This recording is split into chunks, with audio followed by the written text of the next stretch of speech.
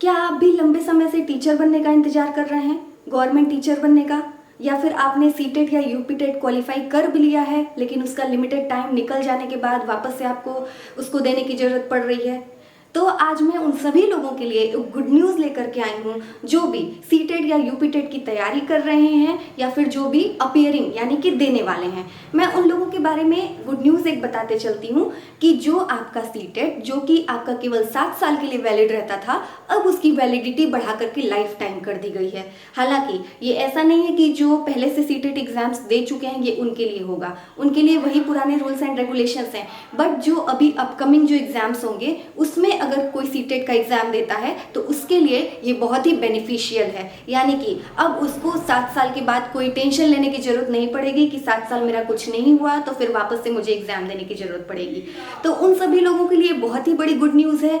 बताते चलती हूँ कि जो एनसीटीई है हमारा यानी कि national council of teacher education, इसने जो जनरल असेंबली हुई थी 29 सितंबर को आम सभा हुई थी, उसी में इसने निर्णय लिया है कि जो सीटेट केवल आपका 7 साल की अवधि का मतलब जो उसकी वैलिडिटी होती थी वो केवल 7 साल की होती थी, उसके बीच में अगर आपको जॉब गवर्नमेंट मिल गई तो ठीक है, अदरवाइज तब तक अगर नहीं मिली तो वापस से दूसरे को एग्जाम देना पड़ता था, वापस से सीटेट का एग्जाम देना पड़ता था।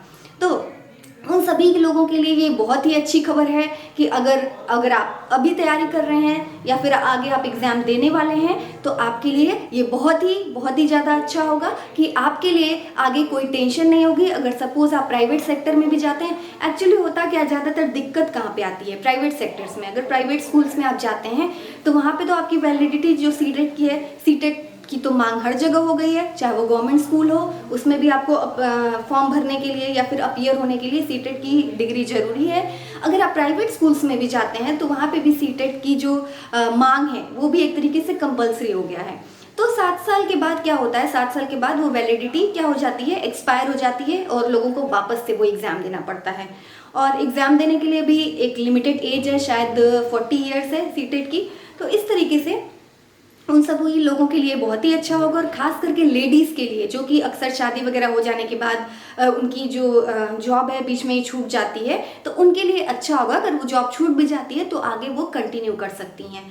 और एक्चुअली आपका सीटेट का पेपर आपको पता है कि हर साल 2 बार होता है, एक बार जुलाई में होता है, एक बार दिसंबर में होता है। इस बार तो हालांकि जुलाई वाला जो पेपर है पोस्टपोन हो गया है, अभी तक हुआ नहीं, आगे भी अभी उसकी डेट की कोई क्लियरेंस नहीं हुआ है कि कब तक वो होने वाला है। बट हाँ, फॉर्म भरा है तो ऑब्वियस सी बात है कि एग्ज़ाम होगा ही और आगे भी वैकेंसीज आएंगी, तो आपको निराश होने की बिल्कुल भी ज़रूरत नहीं है। जो भी प्राइमरी यानी कि पीआरटी की तैयारी कर रहे हैं, क्लास 1 to 5 2 पेपर होते हैं इसके, एक क्लास 1 to 5 तक के लिए होता है जिसमें पीआरटी के टीचर्स होते हैं और एक होता है 6 to 8 तक का या फिर 6 to 10 तक का जो होता है वो आपका क्या होता है, टीजीटी लेवल का होता है, तो पेपर 2 उसको कहते हैं। तो 2 पेपर्स इसमें होते हैं। और जो भी अगर पीआरटी टीचर्स के लिए क्लास 1 to 5 वाले जो पेपर आते हैं, पेपर 1 के लिए वो अपीयर होता है और पेपर 2 के लिए वो होता है जो टीजीटी में जाना चाहता है यानी कि ट्रेन ग्रेजुएट टीचर्स में। तो उन सभी के लिए आई थिंक आप भी सोच रहे होंगे, क्योंकि सबसे ज़्यादा प्रॉब्लम्स एक्चुअली होती कहाँ पे है। लेकिन देखिए, गवर्नमेंट जॉब्स तो इतनी आसानी से मिलने वाली है नहीं, लोग बिल्कुल परेशान होकर के रह जाते हैं बिल्कुल भी, लेकिन जॉब्स नहीं मिल पाती है। प्राइवेट में किसी तरह लोग अपना गुजारा करते हैं, कंटिन्यू कर रहे हैं उसी में, लेकिन अगर आपने सीटेट क्वालिफाई कर भी लिया है तो भी आपको डर बना रहता है, क्योंकि प्राइवेट सेक्टर्स का कोई भरोसा नहीं है, कब आपको कंपनी में रखेंगे, कब आपको स्कूल में रखेंगे, कब वहाँ पे आपको हटा देंगे, इसकी कोई क्लियरेंस नहीं होती है।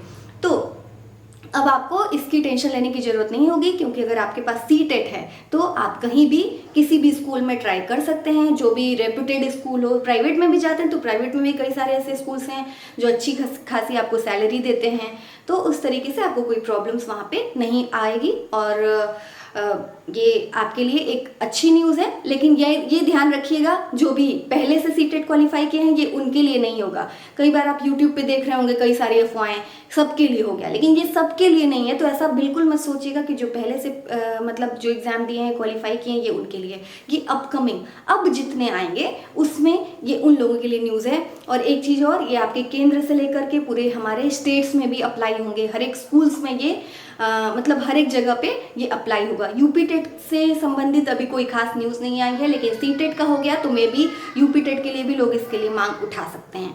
तो आई होप आपको वीडियो पसंद आया होगा और बहुत ही क्लियरली मैंने बताया है, ताकि बिल्कुल शॉर्ट तरीके से और बहुत ही शॉर्ट एंड ब्रीफ तरीके से आपको ये चीज़ें पता लग पाएँ और उस तरीके से आप अपनी तैयारी को जारी रखिए।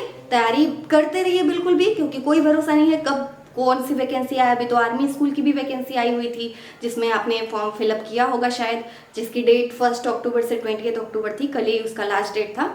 तो आप तैयारी अपनी जारी रखिए, आगे KVS वगैरह की भी वैकेंसीज आएंगी और सुपर टेट की भी में भी आएगी, क्योंकि अब जो गवर्नमेंट टीचर्स वाली जो वैकेंसीज थी उसको धीरे धीरे क्या किया गया है, फुलफिल किया गया है कुछ 31,000 समथिंग लोगों का।